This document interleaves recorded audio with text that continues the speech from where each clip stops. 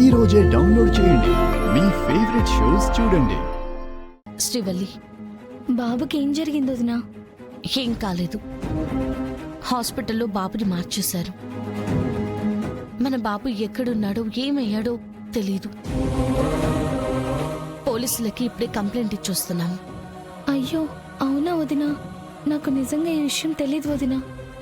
పాపం మాధురి ఎంత బాధపడుతుందో ఏంటో. పిన్ని నిషి కూడా అందుకే నీతో అలా కోపంగా మాట్లాడారు. మనసుకి తీసుకుని బాధపడకమ్మా. సరే అన్నయ్య. సరే పదండి. ఊరుకో అమ్మి. మధు, కాస్త కాఫీ తీసుకురానా? వద్దు వదినా. పోనీ జ్యూస్ ఏమైనా తాగుతావా మధు? నాకేం వద్దు అన్నయ్య. అలా ఏం తినకుండా ఉంటే నీరసం వస్తుంది మధు. నాకేం తినాలని లేదక్క. నేను వెళ్ళి పడుకుంటాను. సరే రా అమ్మి, వెళ్ళు. నిదానంగా పదమ్మి.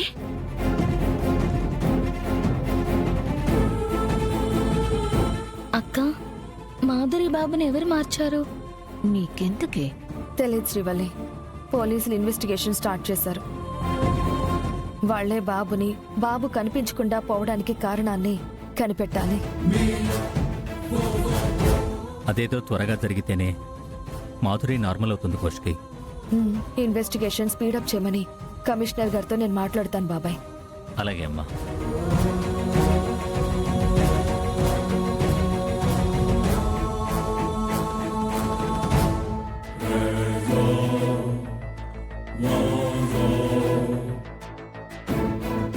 దాత్రి, సాధు సార్తో మాట్లాడాను. బామ్మ అడ్రస్ దొరకగానే మనకి ఇన్ఫర్మేషన్ వస్తుంది. కేసుని మనమే లీడ్ చేస్తున్నాం. రేపెలా అయినా సరే బాబుని కనిపెట్టాలి కేదార్. లేట్ అయ్యి ప్రతి నిమిషం బాబు ప్రాణాలకి ప్రమాదం. మధు కోసమా? అవును. హాస్పిటల్ నుంచి వచ్చినప్పటి నుంచి ఎవ్వరెన్ని చెప్పినా సరే పచ్చి మంచినీళ్ళు కూడా ముట్టుకోలేదు.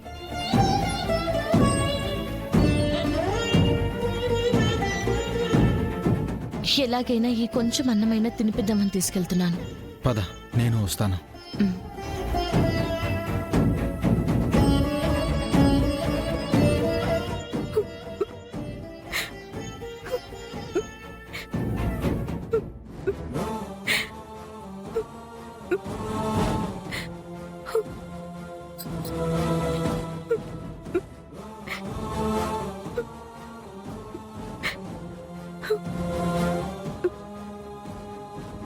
ప్లీజ్ వదినా, తినమని అడగకండి.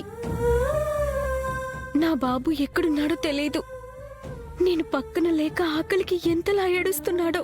వాడు ఆకలితో ఉంటే నేనెలా కడుపు నిండా తినగలను? నా బాబు నాకు కావాలి వదినా.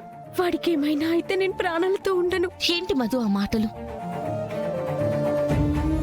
బాబుకి ఏమీ కాదు. పోలీసులు స్పెషల్ టీం మొత్తం వెతుకుతున్నారు. ఏ క్షణమైనా సరే బాబు మనకి దొరకొచ్చు.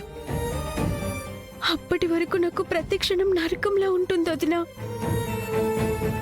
అసలు నా బిడ్డని ఎవరు నా నుంచి దూరం చేశారో, ఎందుకు చేశారో నాకేం అర్థం కావడం లేదు. చాలా భయంగా ఉంది వదినా. కళ్ళు మూసుకుంటే ఏవేవో ఆలోచనలు. ఊరుకో మధు. రేపు ఈ టైంకి ఇదే బెడ్ మీద బాబుని నువ్వు ఆడిస్తూ హ్యాపీగా ఉంటావు. నమ్మకం కోల్పోకు మధు. నీ నమ్మకమే బాబుకి రక్ష. నువ్విక్కడ ఎంత గట్టిగా ఉంటే బాబు క్షేమంగా ఉన్నాడని నమ్ముతావో వాడక్కడ అంత సేఫ్గా ఉంటాడు. కాబట్టి ఇక బాబుకేమీ కాదని తెలిసినప్పుడు, నువ్వు దాన్ని నమ్మినప్పుడు ఇలా పస్తులుండడం దేనికి చెప్పు? తిను.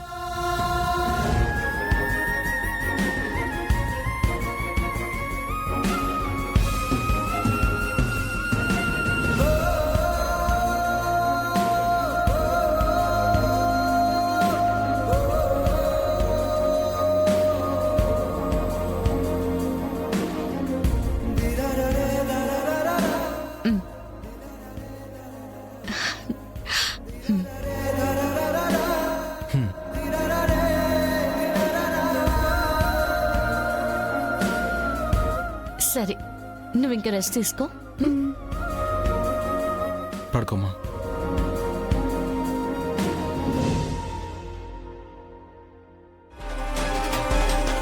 నా బాబు నాకు కావాలి వదిన. వాడికి ఏమైనా అయితే నేను ప్రాణాలతో ఉండను.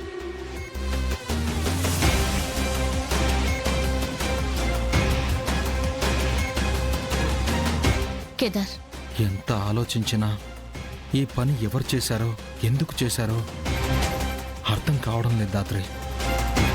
రమ్య బామ్మ అడ్రస్ కనిపెట్టి ఫోన్ చేస్తానని చెప్పింది. ఇంకాసేపట్లో మన అన్ని క్వశ్చన్స్ కి మనకి సమాధానం దొరికేస్తాయి. ఇదిగో రమ్యని కాల్ చేస్తుంది. హలో రమ్య. మేడం, మీరు చెప్పిన ఆ బామ్ అడ్రస్ దొరికింది. బామ్మ అడ్రస్ దొరికిందా? అవును మేడం. గుడ్, వెంటనే అడ్రస్ పంపించు.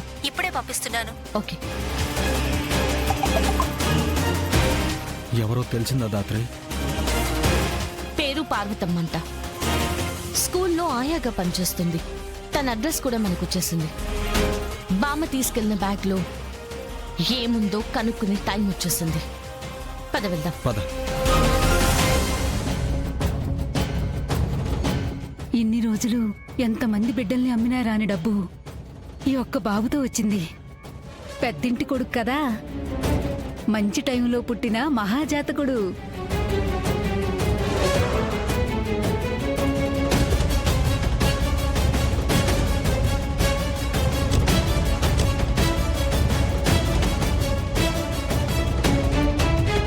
బామ్మ అడ్రస్ ఇదే జడి.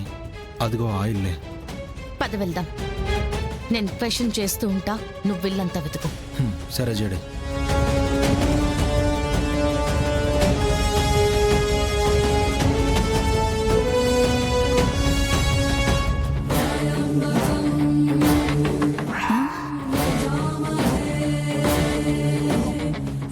ఎవరు? నేనెవరిని రమ్మని చెప్పలేదే. ఎవరొచ్చారబ్బా?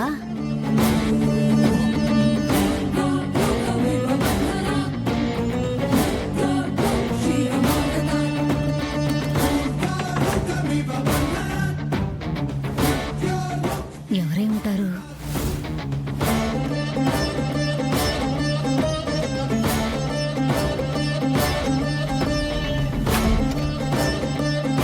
ఎవరండి మీరు?